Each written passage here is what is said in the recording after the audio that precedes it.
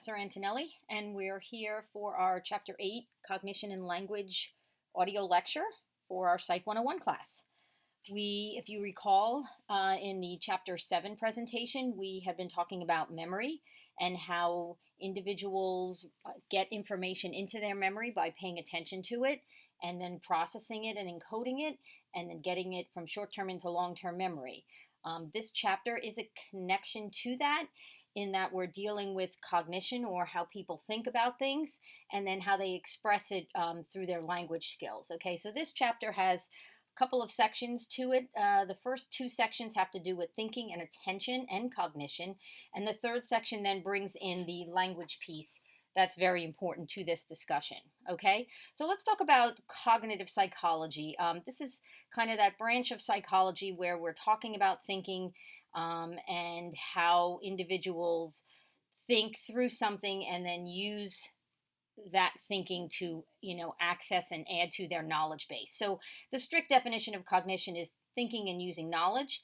And we have cognitive psychologists who also talk about then, well, how are people dealing with their thoughts from what they have now encoded into their memories and their minds, and then how they organize that into their language structures. Okay, researchers often talk about the mental processing of someone in relationship to how fast and how accurate they are with that information. Okay, and the only way that we can actually measure what's going on in someone's head is how they respond, how fast they respond, and how accurately or correctly they respond. Because remember, we can't actually see or observe the inner workings and processes inside someone's head as they're gathering information and paying attention to it and thinking about it and processing it and encoding it.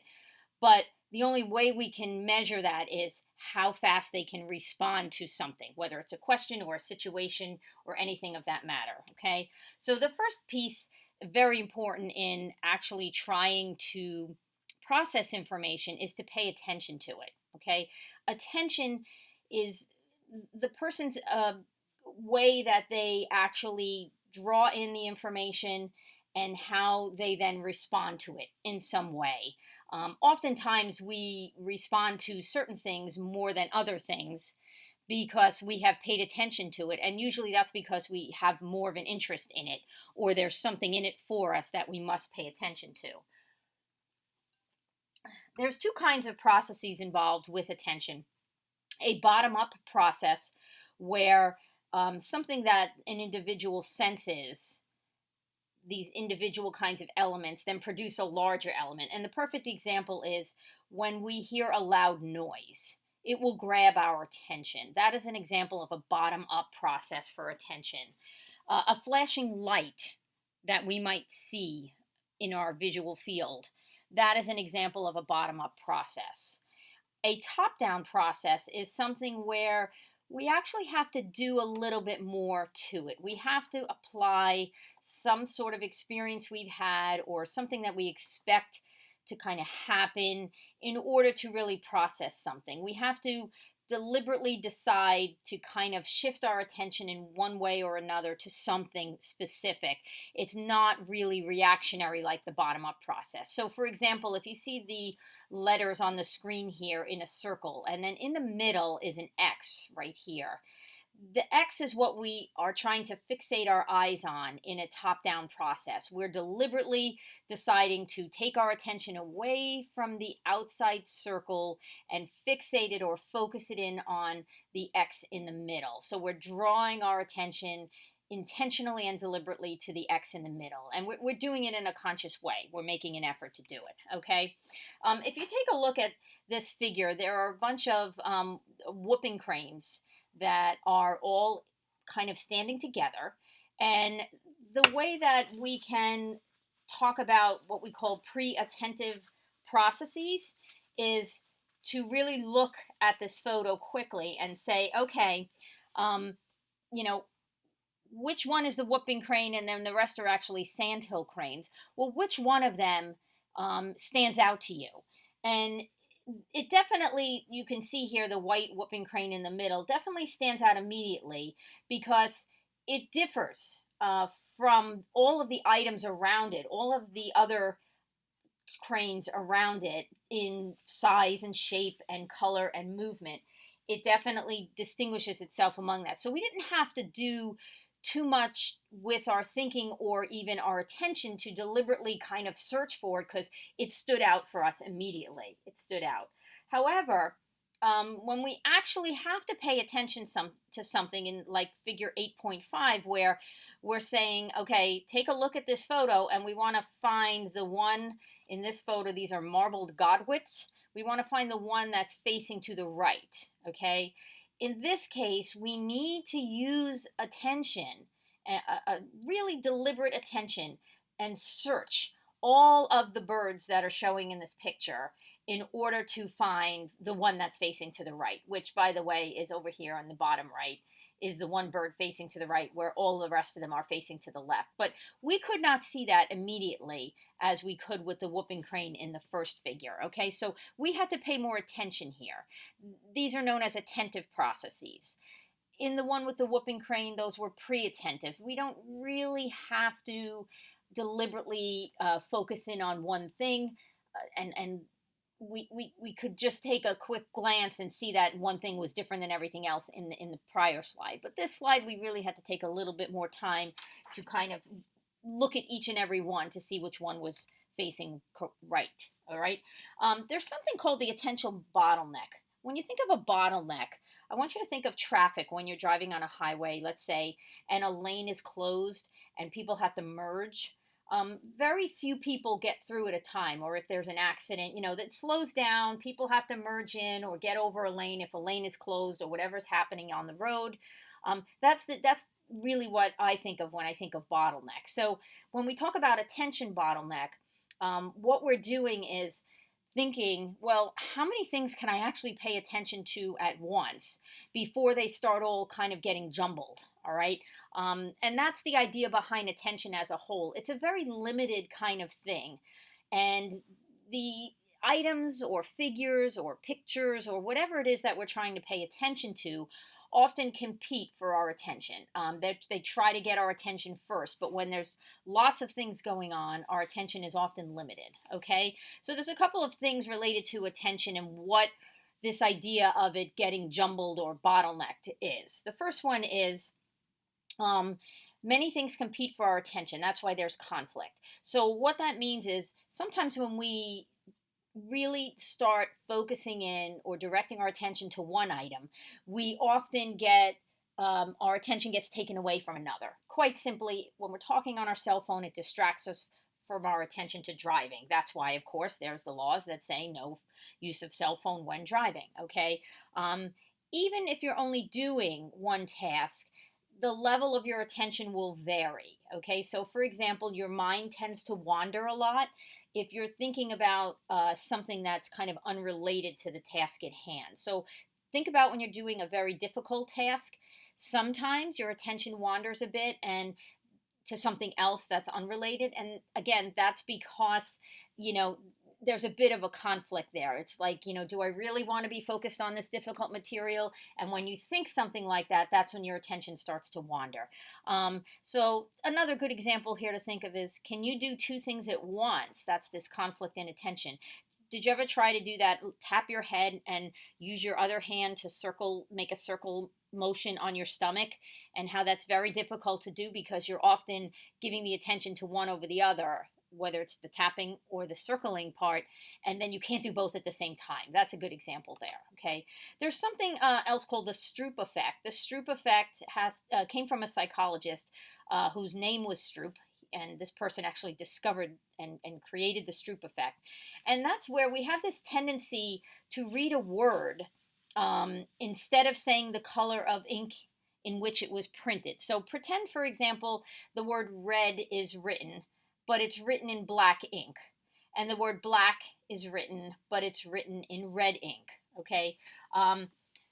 We tend to read the word and not the ink color. Okay? that's what the Stroop effect is. Even though we're seeing two different things, we're seeing the letters that create the word, and then we're also seeing the color of what it's written in. So, just an interesting thing. There's a whole bunch of examples in the text on this where you can see different things written in different colors. It's on page 255, first couple of pages of the chapter, and they ask you to read the colors of the ink versus reading the actual words, and it's really a challenge to do. So take a few minutes and take a look at that in the text.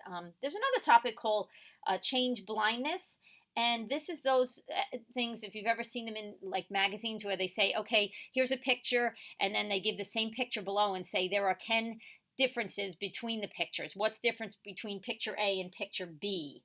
And change blindness is our failure to detect a change in the part of the scene. This is where the things are very, very subtle and we could barely see what those changes are, or they're pretty blatant and we could see what those changes are without paying much attention to it. Okay, so a couple of things to think about there.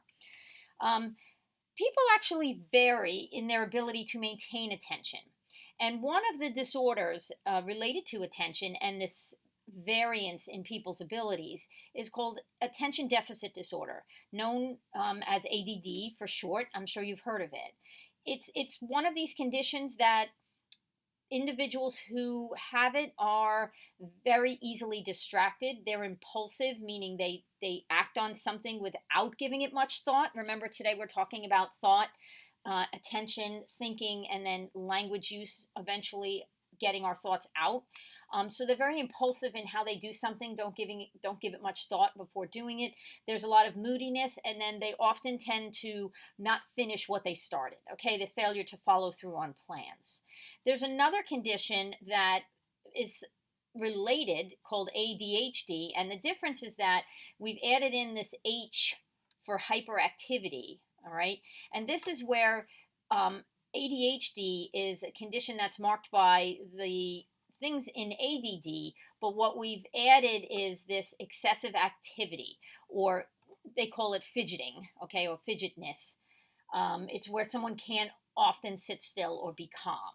All right, so this excessive activity gets added to attention deficit, and that just makes it even more challenging for someone to really give their full attention to something. Okay, there's other pieces to ADD that we need to be aware of, and then they have people with this disorder, they just can't shift attention from one thing to another at times. And there's a couple of tests that are given to individuals with this disorder to see if what level of functioning they're at with their attention. And the first one is a choice delay task. It's where we offer the individual a choice between you will get a small reward right now, immediately, or you will get a larger reward later on if you can wait. Okay, and most individuals excuse me, most individuals with ADD tend to choose the immediate, now smaller reward. Okay, and then there's another test that they use called a stop signal test, and this is a procedure where we have an individual respond as quickly as possible to a signal, but then we say to them, okay, we're going to give you another signal and we want you to not respond. So for example, it's easier if I explain it through an example. If we ask an individual to press an X whenever they see an X on the screen, and an O whenever they see an O on the screen. However, if we make a beeping sound shortly after showing the X or the O on the screen, we don't want them to press the X or the O. And it's one of those things where it's like, okay, can you stop yourself? You see an X on the screen, you hear a beep, that means wait, stop, don't press the X key. Can they do that? So that's another example of the test for those who may have an attention problem. All right. I also want to give you a quick example of something you might remember: candy. There's a candy called Now and Later. Now, when you first put that candy in your mouth, it's very hard and crunchy. But then later, the longer it's in your mouth, it gets very soft, almost like a chewy kind of gum. And that's my kind of example or analogy for this idea of, you know, choice delay task, or someone with an attention issue. Do you want something now, or do you want to, wait until later to get a more, a larger reward, but it would be delayed? Okay. There are some treatments for ADD and ADHD. Often these are drug use of methylphenidate is the long term word for Ritalin, and amphetamines. one of the one of the kinds of amphetamines that are used are named Adderall. Now you say, well, why would they use a stimulant drug for someone who, let's say, in the ADHD realm, has hyperactivity? Well, stimulant drugs, they're not stimulating the person to be more hyper. What the stimulant drug does is it stimulates the part of the brain that actually controls their impulsivity. So that's why they use those stimulant drugs for those individuals. Okay. So now that we have this idea of attention and paying attention to something, when we pay attention to something, it often then leads us into our cognition or cognitive thinking, and kind of how are we going about in our head categorizing or describing certain categories? How are we using our attention to put things into categories? All right. We and why do we do that? Well, we put things into categories because we want to make our thinking more efficient. We need to kind of bring order to everything, or else all these ideas and all the things we're experiencing and all the things we're seeing in our environments are all scattered then, and we don't have them in an organized fashion. All right. However, sometimes if we put things into categories, that's a disadvantage, because what ends up happening is we may make these categories in our head, and then sometimes if we see something and we can't put it into a category, we just disregard it. And it may be a very important piece of information that we need, but we may just have to rework it into something else. And if we don't do that and we discard the information, that may have been important information that we needed. Okay. Sometimes individuals use these categories that are really hard to define. It's really hard to say, okay, here's a category such as country music, let's say. Country music is a very broad category, and it's very hard to define, well, what is country music? Is country music have certain sound? Is it certain notes? Are the songs about certain things? Are the individuals who sing the songs, do they have a certain look to them? Like, how do we actually define country music? All right. And you got to think about some individuals today who are considered, their songs are considered country music. They may not look like country musicians based on what we think musicians are, but the category was so hard to define that it's like, well, someone like that singer Little Nas X, okay, who has a song that's Old Town Country Road. That song, is put into the country music category. Yet a lot of times people would say, oh, that's a rapper. That person is not a country musician. Okay. So it's often hard to define some of the categories. All right. A prototype, think of a prototype as kind of a model. It's this typical example of what country music, let's say, is. And then we identify some really good examples, and we use those examples to compare what we're trying to put into as a category. That's what a prototype is. It's this thing where we have really specific examples that lead us to then compare the things we're trying to categorize into that category and say, hey, yes, that's totally like this, which is a definite good example of what we're trying to do. Okay. When we categorize and think about things, it leads to us forming what we call conceptual networks and then priming. And let's talk about what that is. If we ask you to think of one word and nothing else at the same time, it's difficult to do, right? It should be difficult to do. It's very hard because we often don't just think of one word in our mind and nothing else. We often link it to something related. Okay, so if I said the word birds, many of you would come up with some other things that birds are related to.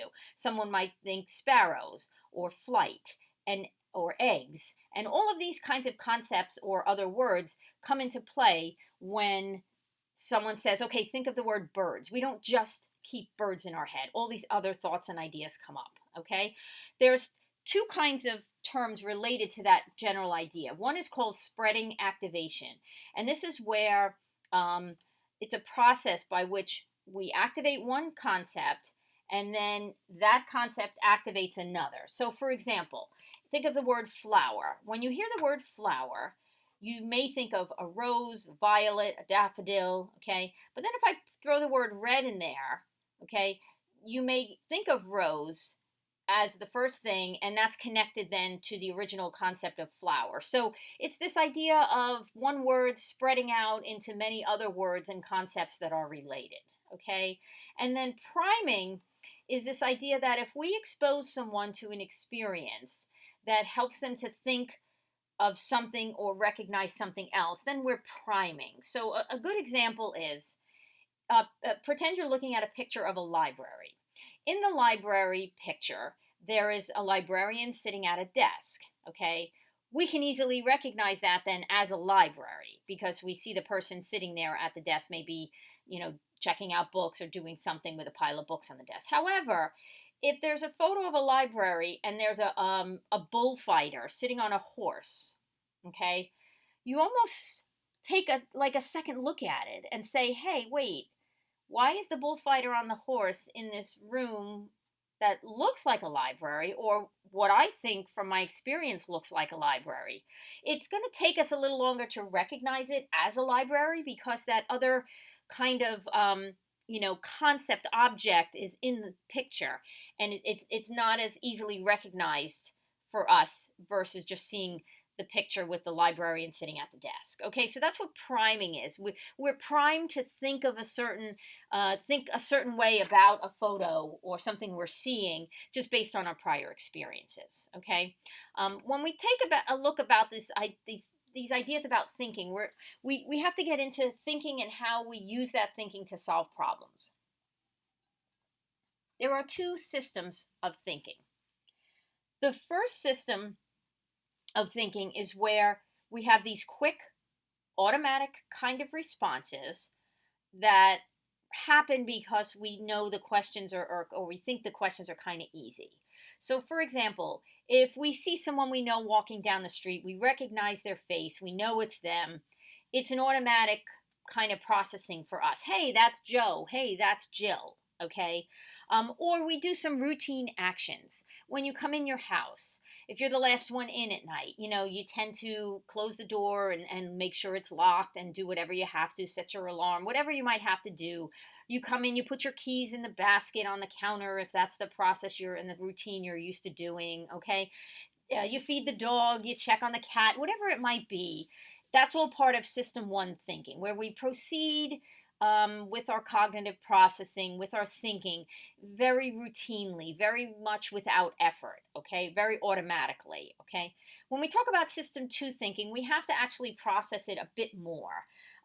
This is when we have to really give it attention. It must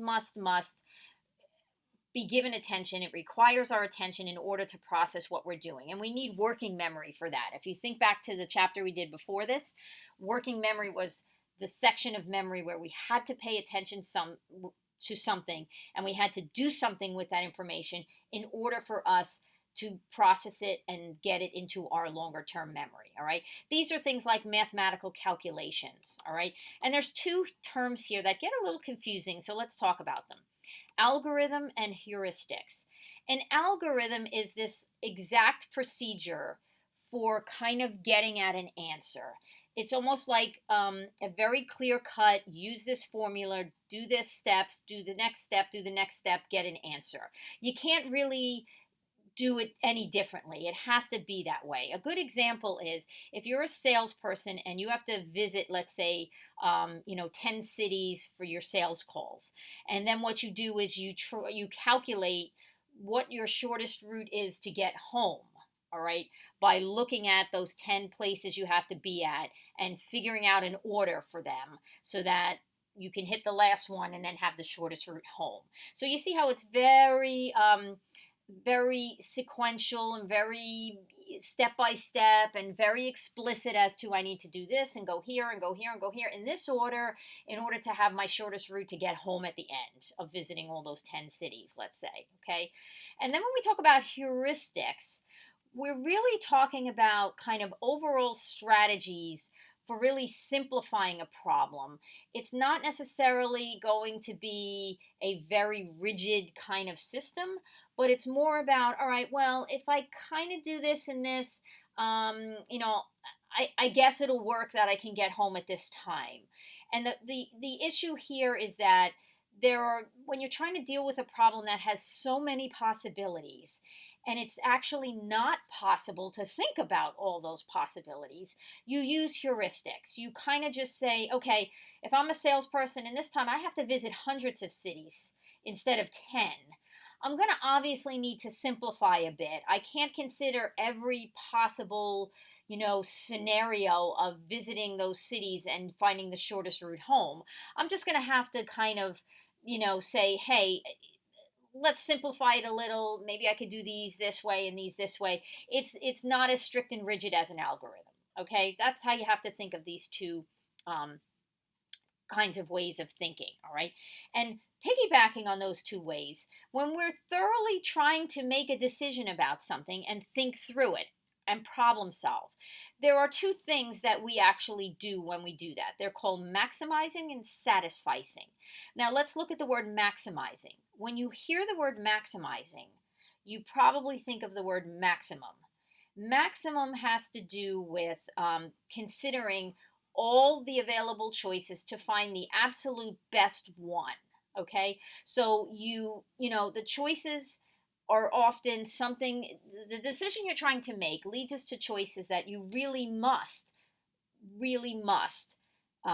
work through and analyze all those choices. A good example is that if you are someone trying to design a new bridge, obviously you want the safest design because human lives would be at stake if your bridge was not the safest, if you were the architect designing the bridge.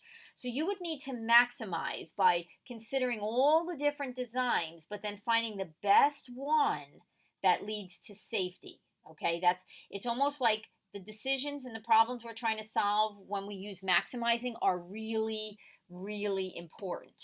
Okay, decisions. Whereas satisficing is, well, we only kind of search until we find something that's satisfactory. It doesn't have to be the best one. It just has to be satisfactory. And a good example is when we're making a choice about something that, less is at stake. It's not a be all and end all. It's not a safety issue or something that could be dangerous to human lives. It's, for example, our daily decisions, okay? And you say to yourself, okay, well, if I, exercise in the morning, then I'll have more time in the afternoon.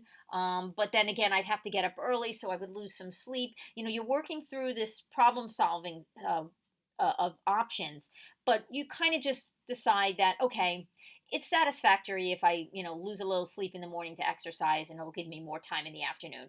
It's not this really all important kind of decision that it would be in maximizing. All right. Oftentimes, people who use a maximizing strategy, they usually make good choices because they've really thoroughly have considered all the available ones.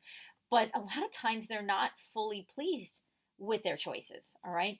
And the other problem is with maximizing is that if there's so many choices available, and maximizers, remember, are looking for the best, that could go on and on and on where there's no end in sight for the decision to be made because you're still looking for the best choice if you're a maximizer.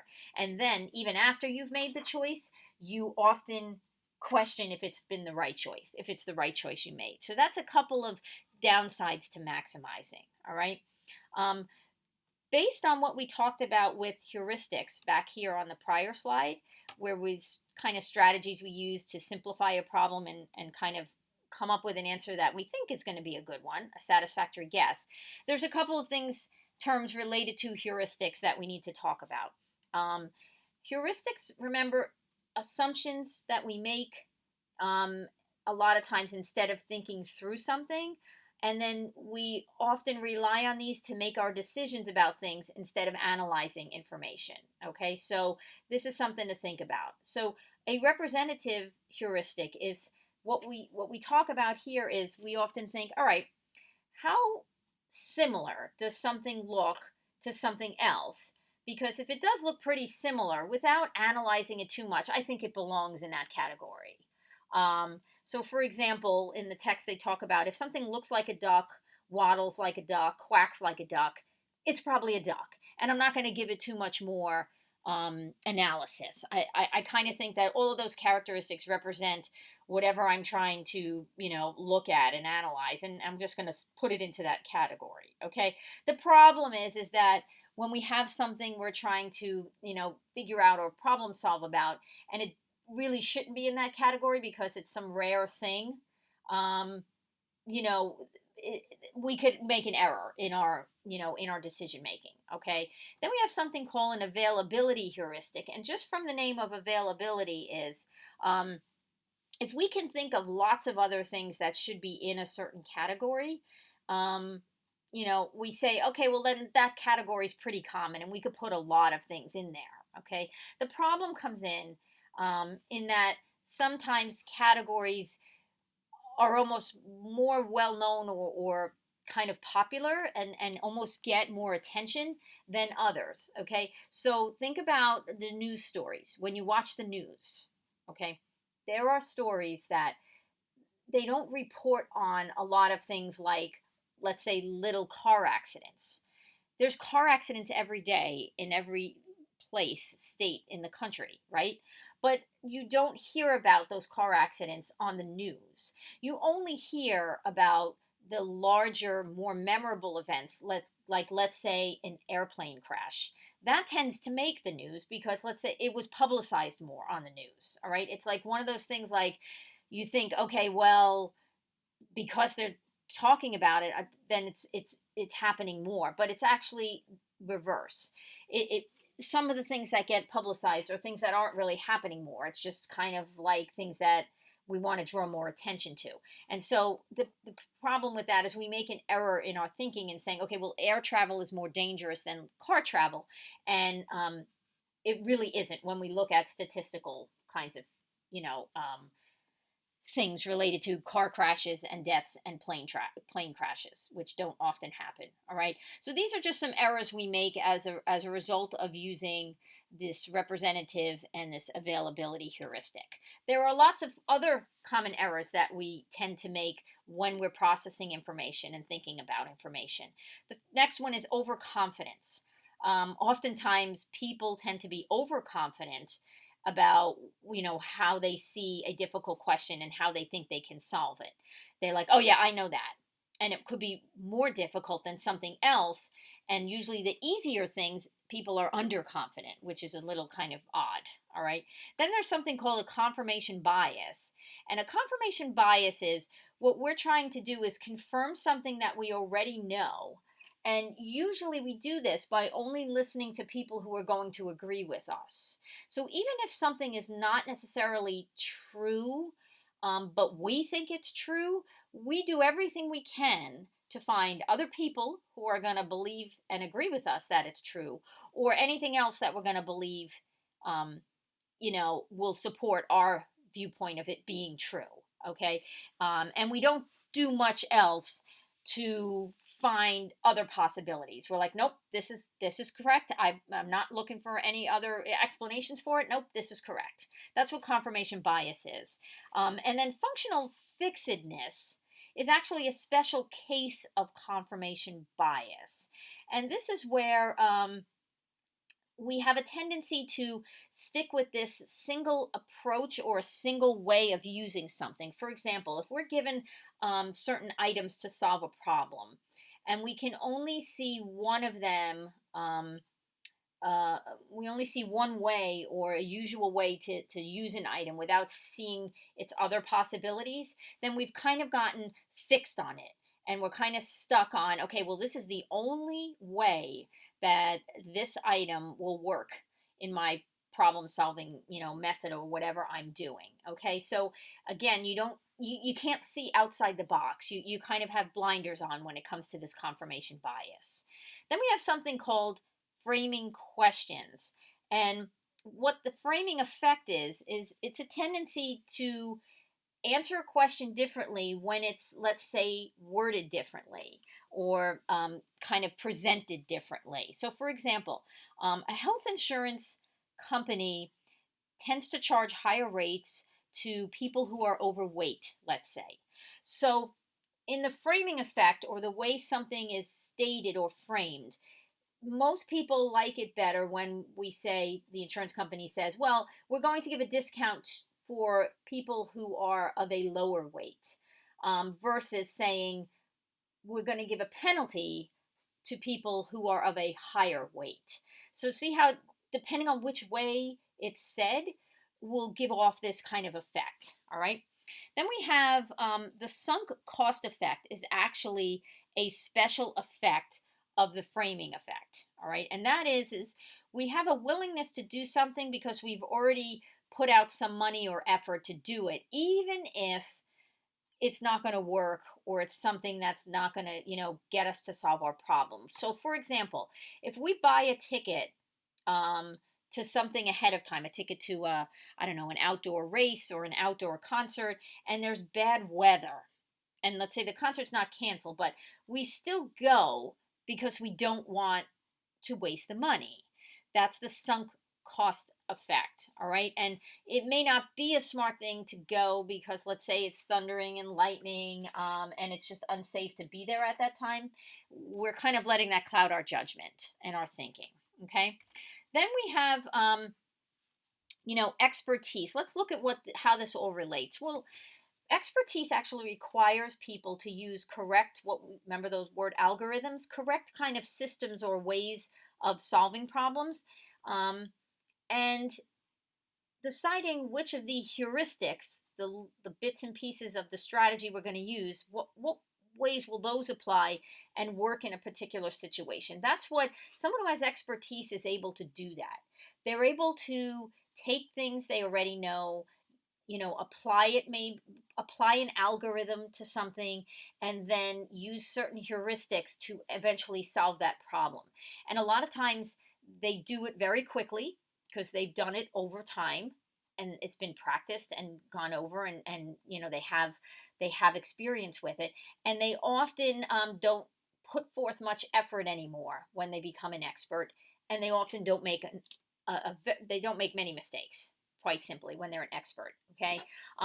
The thing to remember about expertise is that individuals with expertise often practice years of practice, and putting in the effort during those years to get the benefits of being an expert. But some of these individuals also have what we call a natural talent in that area that they're experts in, and they also have an interest in whatever they're practicing. Okay, so when someone has an interest in what they're practicing, they tend to spend more time on it, and when you spend more time on something, you become more of an expert. Okay, the other piece for becoming an expert and practicing is for that practice to really be effective. People need to hear some feedback. They need to get feedback as to what they did right or wrong as they're practicing and kind of developing and really polishing their skill in some area. Okay. Other things to keep in mind is, what do experts do that sets them apart from others? Well, experts tend to be able to recognize and memorize patterns more frequently than less experienced people do. It's like they can see something that within a couple of seconds they'll be able to tell you what the outcome is, whereas less experienced people, someone with less expertise, it may take them a little longer to figure out what that outcome is going to be. So, for example, when we have individuals playing basketball, the pros, the professionals, a basketball player, when a basketball's leaving a player's hands after they shoot it, an expert knows the second the ball leaves the person's hands that ball's going to go in, and that's based on their experience with seeing how the force someone uses to push the ball, the way their hands are, where they are on the court as compared to the basket. Like an expert knows all these things, and they know it's going to go in immediately. I mean, you've seen basketball games where the player shoots and they start turning around to run back to the other side because they know their shot's going to go in. Okay, so they move on. And that's a good example of pattern recognition. Then there's these interesting terms called transfer. There's near versus far transfer. Okay, um, near transfer is where we're trying to, figure out a new skill based on a similar skill. So, for example, if we know a lot about the velocity of trains, how quickly they travel from point A to point B, all that kind of thing, and we have a new problem that has to deal with cars and the velocity of cars, how long it's going to take them to get from point A to point B, how quickly they travel, all that kind of stuff. It's actually easy to solve because we're taking one skill and applying it in a similar situation to another skill that is really related and closely related, and we can just transfer that information. Then there's something called far transfer, where we can benefit from practicing something that's less familiar. It's less consistent for us to, we know something, we try to apply it somewhere else, it doesn't necessarily transfer as easily.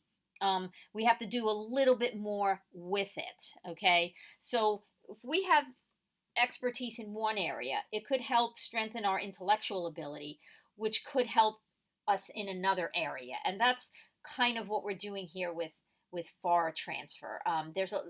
These are the kinds of problems where it's not exactly the same thing that we're trying to solve a problem with. We have to kind of do a few more steps in between to solve the problem. All right, it's not as easily clear cut in far transfer. Okay, all right. So all of those first two sections had to do with thinking and cognition and attention to things to get our thinking going. And now we're talking about how what way can we outwardly show this cognition and this thinking and this problem solving and decision making? Well, the answer is through language. That's how we can show that we have been thinking and processing and problem solving and using our cognitive structures to do. Okay, and there's a couple of things, some background information on language that's super important. The first one is called transformational grammar. And the person we need to know here is Noam Chomsky, who was a linguist, did a lot of work in the area of language, obviously being a linguist. And this is where structures in our brain, transform into different surface structures of these sentences that we come up with. For example, the person's thinking about an apple, but outwardly, their language could be, I want an apple, I'd like an apple, give me an apple, may I have an apple. They may all mean the same thing, but we kind of just said them in different ways. So we've kind of transformed our thought in our brain of the apple into kind of, four different structures that we've now outwardly put there.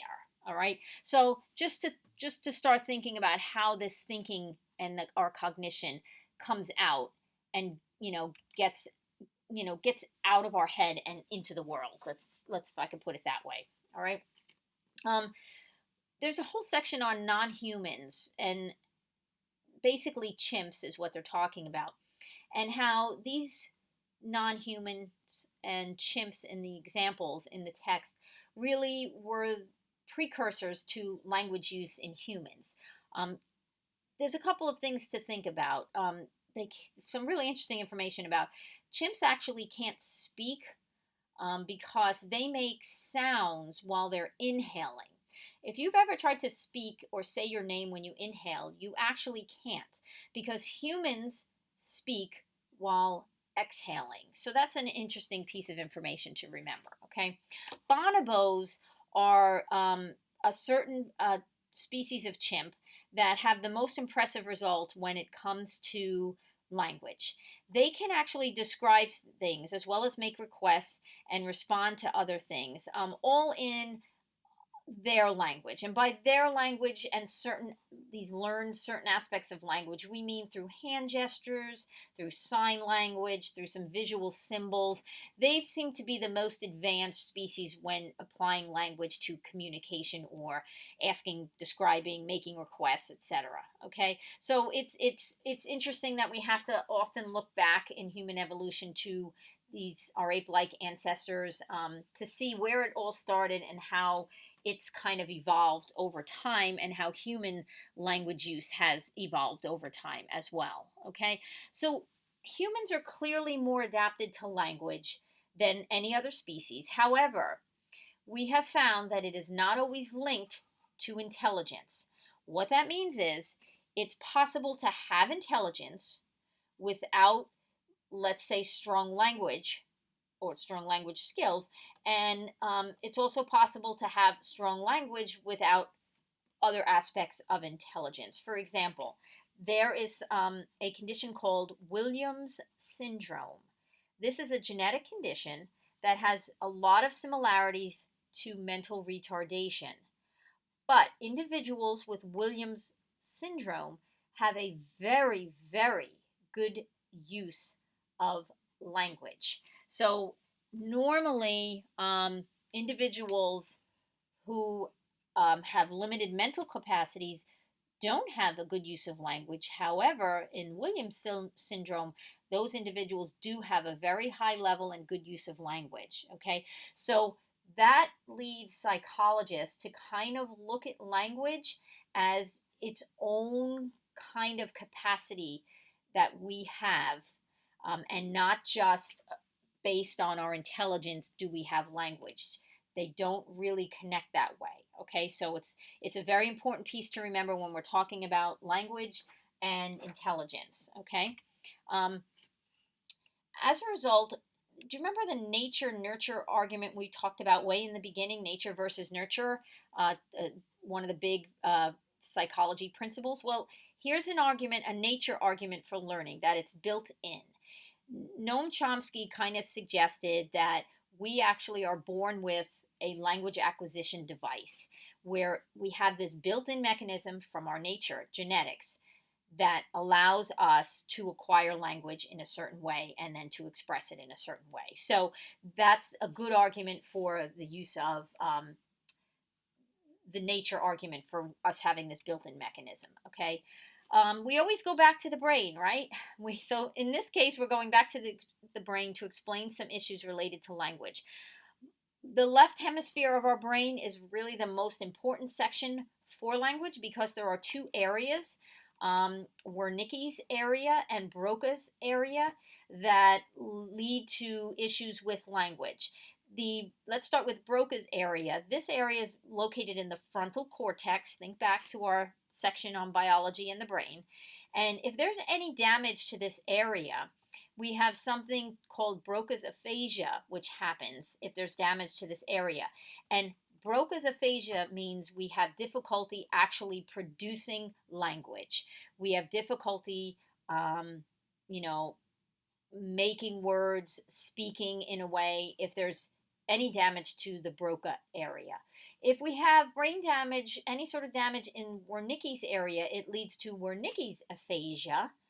And that is where we have difficulty actually recalling words, specifically nouns, when we can't pull out a word that we want to use in a certain situation or conversation we're having.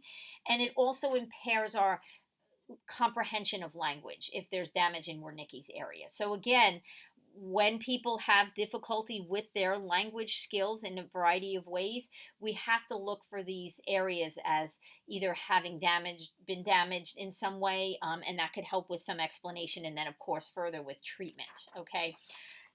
Oftentimes, individuals look at stages of language development from very young, especially in the early childhood years, right after birth. These are all averages when they give these ages here in the left side of the column. These are averages because you got to remember children vary considerably, as you well know from the developmental chapter when we talked about the stages for infants through early childhood. The same thing happens with language development. So at 3 months, we often hear what we call random vocalizations. These are like just haphazard sounds you'll hear here and there. Okay. Then at 6 months, you'll hear more distinct babbling where the babies might be repeating sounds, things like ma or da or pa or ba. They'll consistently repeat something, let's just say, even though it's still babbling. You don't hear it as a word. And then around 1 year, that babbling that's been happening since 6 months, it's, typical sounds of the family's language, what they've heard within their environment. And then you might hear a word, one or more words that includes, things that sound more like a word, like mama. Okay. And then their comprehension of language is much better than what they can produce, meaning they can understand a lot more when someone's speaking to them at around a year old than they can actually speak back. Okay. And then at 1.5 years, we tend to say some words, about 50 words we have. They're mostly nouns. There's very few to no phrases, word that means more than two or more words. Okay. And then toddlers in this age group tend to communicate a lot more with gestures than words. All right. And then at 2 years old, they often speak in two-word sentences. This is known as telegraphic speech. And then at 2.5 years old, we have longer phrases and sentences. However, it's not perfect. There's some mistakes. There's some unusual constructions, rules for negatives. When you add a no to the beginning and an end of a sentence, they'll say, no, I want milk. No, they'll add words on. And they can understand much more at 2.5 years as well. Okay. At 3 years, their vocabulary is nearing about 1,000 words. They start using longer sentences and they start making fewer errors in those sentences. And then it's around that 4-year-old mark that they're kind of close to adult speech. All right. So again, these stages, very general. Remember, there's lots of variations within here depending on the development of the child. All right. So the question comes in is, what if a child is exposed to no language and has not heard lots of language and had language experiences in their environments, or they're exposed to two different languages? These are bilingual children. Okay. Well, first of all, the text talked about deaf children. If they're not exposed to language, they often invent a sign language of their own. Okay. However, research has found that a deaf child who learns neither the spoken language nor a sign language in their early years, that is going to impair their learning of any language later on. All right. So that's kind of important. So the conclusion from this idea of no exposure to language, or deaf children who have no exposure to their own kind of sign language, is that it really is super important to develop language early on. Okay, so that again they have the skill to get across their thinking and their cognition of what's going on in their head. All right. In a bilingual environment, sometimes children have trouble keeping the keeping the two languages separate. And it also, that's a con. It also takes longer to master two languages if children are in a bilingual environment. That's a con. One of the pros is that they often gain an increased ability to control their attention because they really have to focus on which language they're using. And another pro is that obviously if they know two languages, or as they're learning two languages, they can communicate with more people because they know these two languages. So there's pros and cons to the bilingual situation as well. Okay. When we talk about understanding language, it's all about the context of that language. All right. We tend to understand language by how we can relate it to something we already know. We also understand language, for example, by surprisingly lip reading. When we hear certain sounds, that helps us to understand what word is being spoken. So, like if you hear the S sound, the word most likely has just that S sound versus an SH, which is a sh sound. And we, again, will interpret or use that context of the sound in order to help us understand the word. Okay, so we can understand ambiguous words and sentences in their context and by applying things we already know. So, for example, if I say the word peck, P-E-C-K, are you thinking of a peck, or a peck of apples, which is a certain amount, or are you thinking of like a rooster or a chicken, something that has a beak to peck at something? Okay, when you hear the word rose, depending on your experience, a flower might come to mind first, or when you hear the word rose, you could think rise up. where like I rose from my seat. It depends on what your experience is that you're applying to the context of that word. So it really, it depends on your personal context. All right. Many sentences are difficult to understand, um, when we're learning language and even later on as adults, because there's a lot of embedded clauses, or there's these negative words in the sentences. So, for example, if I said to you, while Anna dressed, the baby played in the crib. Well, it could mean while Anna dressed, the baby was playing in the crib. See how I paused? Or if it could mean while Anna dressed the baby and then played in the crib, could be like kind of another thought. So it's really hard to, depending on where the clauses are in that sentence. If I said the dog the cat saw chased a squirrel, well, you could say the dog the cat saw chased a squirrel. If I pause, it becomes a little clearer, but without those pauses, it becomes difficult to understand. Or a negative would be, I would not deny I am sad today. Well, the not is now implying that you are sad today, because you're saying I would not deny. It just adds a level of confusion when we use things like, negatives, no, not, and double negatives. There's triple negatives in sentences, those kinds of things. This is a great little kind of figure, because it talks about how when we are learning language and understanding it, it requires us to know two parts. It requires us to know the phonemes, which are the individual units of sound, okay, and the morphemes, which are sections of meaning. Let's look at each one. In this word shamelessness, which is a pretty long word, the phonemes are the red dots across the top here. Okay, so SH is a phoneme because it's one unit of sound. It's the sh. The A is another unit of sound. Okay, the M is another unit of sound.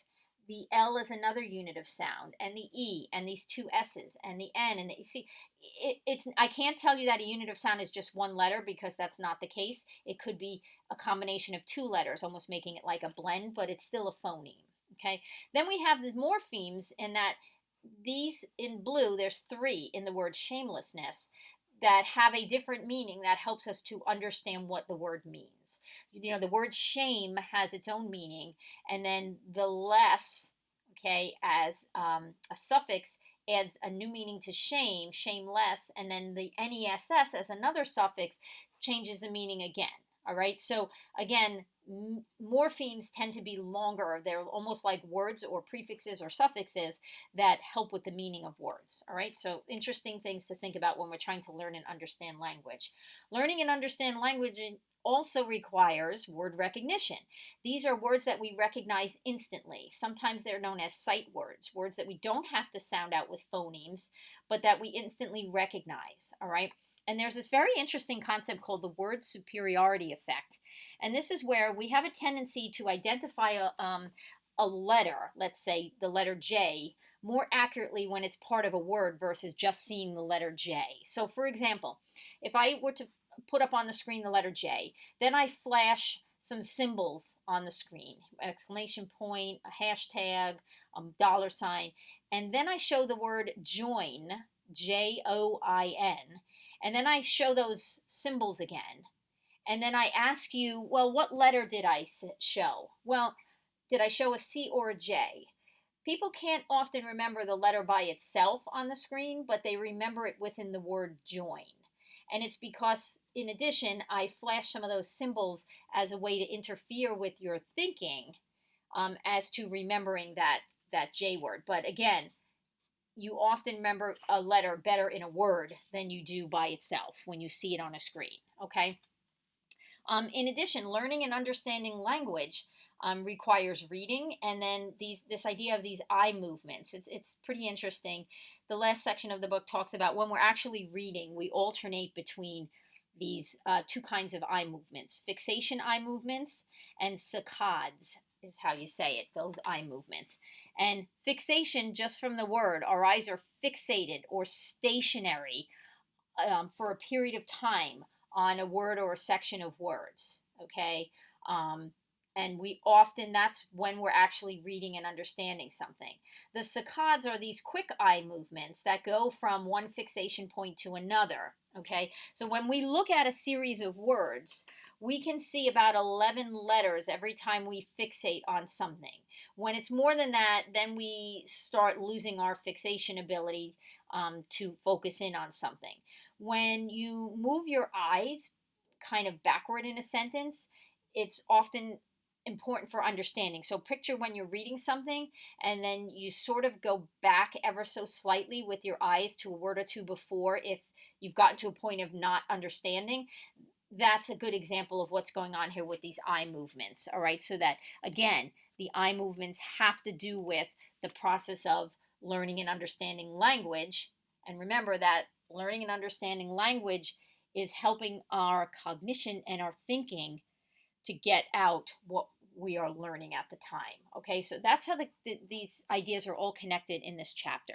All right, we're going to try to do some activities in class if we have time on this chapter as well, but I hope you get a better understanding now after listening to the PowerPoint. Okay.